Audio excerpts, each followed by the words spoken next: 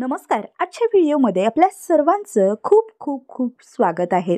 आजच्या व्हिडिओमध्ये आपण ग्रामीण भागातील नागदिवे या सणाबद्दल माहिती घेणार आहोत. म्हणजेच नागदिवे हा सण केव्हा साजरा केला जातो किंवा मग कशा पद्धतीने साजरा केला जातो. नागदिवे या सणाला काही ठिकाणी नागदिवाळी म्हटलं जातं, काही ठिकाणी श्री दिवाळी म्हटलं जातं किंवा काही ठिकाणी देव दिवाळी सुद्धा म्हटलं जातं. प्रत्येक विभागानुसार प्रत्येक चालीरीतीनुसार वेगवेगळ्या पद्धतीने हा सण साजरा केला जातो. नागदिवे म्हणजेच नागाची पूजा किंवा मग नागदिव्यांची पूजा, तर ती कशा पद्धतीने केली जाते. सगळ्यात महत्त्वाचं म्हणजे ही तिथी जी आहे ती मार्गशीर्ष शुद्ध पंचमी या तिथीला हे नागदिवे पूजन केलं जातं. नाग हा आपल्या कुळातील मूळ पुरुषाचे नाव आहे. त्याची पूजा केल्याने आपल्या कुळामध्ये सुख समाधान समृद्धी लाभते, आपल्या पुढील पिढीला दीर्घायुष्य लाभतं. यासाठीच नागाची किंवा मग नागदिव्यांची पूजा केली जाते. ज्या पद्धतीने श्रावणी पंचमीला नागाची पूजा केली जाते, त्याच पद्धतीने मार्गशीर्ष पंचमीला सुद्धा नागाची आणि नागदिव्यांची पूजा केली जाते. तर प्रत्येक ठिकाणी वेगवेगळ्या पद्धतीने ही पूजा होते. वेगवेगळ्या विभागामध्ये वेगवेगळ्या पद्धतीने ही पूजा केली जाते. काही ठिकाणी बाजरीच्या पिठाचे नागदिवे बनवले जातात, तर काही ठिकाणी कणकेचे किंवा मग पूर्णवर्णाचे नागदिवे बनविले जातात. आता हे नागदिवे किती आणि कसे बनवावे, तर आपल्या घरात प्रत्येक पुरुषाच्या नावाने 1, 2 किंवा मग 5 असे नागदिवे बनविले जातात. ज्या पद्धतीने आपल्या घरामध्ये जी पद्धत आहे किंवा चालीरीतीप्रमाणे काहींच्या ठिकाणी 2 बनविले जातात, तर काही ठिकाणी 5 बनविले जातात. आपल्या घरातील मुलाच्या प्रत्येकाच्या नावाने हे नागदिवे बनविले जातात आणि त्याची पूजा केली जाते.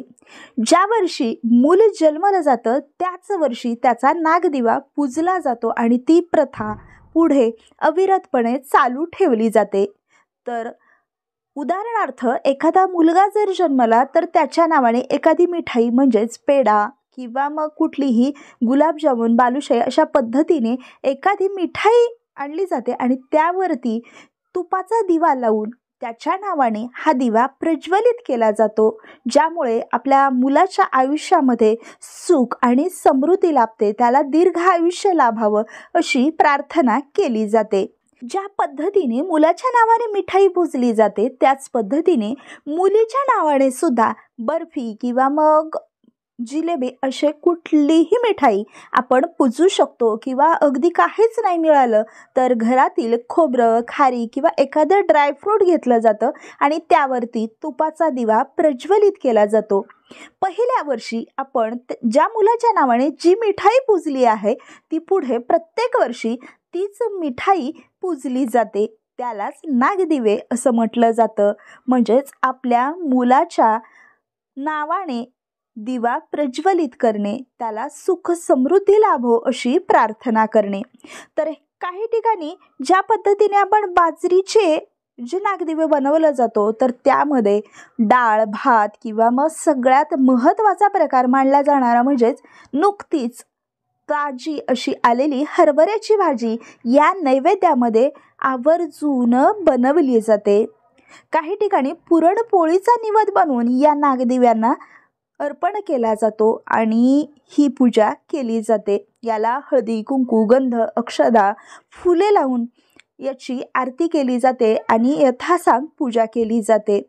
मिठाई या दिवशी विशेषतः दिवा प्रज्वलित करण्यासाठी वापरली जाते. अशा पद्धतीने यथासांग नागदिव्यांची पूजा केल्यानंतर काही ठिकाणी याच दिव्याने घरातील लहान मुलांना ओवाळलं जातं, म्हणजेच त्यांचं औक्षण केलं जातं. घरातील देवाऱ्यामध्ये नैवेद्य दाखवला जातो. काही ठिकाणी गावदेवांना सुद्धा नैवेद्य दाखविला जातो. या दिवशी विशेषतः पुरणपोळीचा नैवेद्य आवर्जून केला जातो.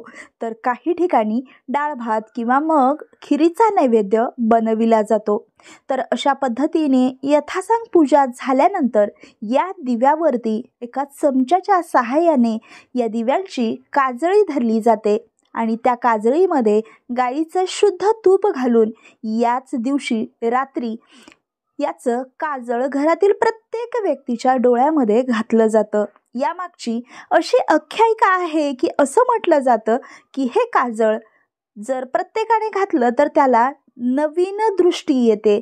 त्यामुळेच ही प्रथा खूप पूर्वीपासून चालत आलेली आहे. तर अशा पद्धतीने हे नागदिवे मार्गशीर्ष पंचमीला म्हणजेच नागदिवाळी किंवा मग देवांची दिवाळी असं सुद्धा म्हटलं जातं, तर या दिवाळीला केलं जातं.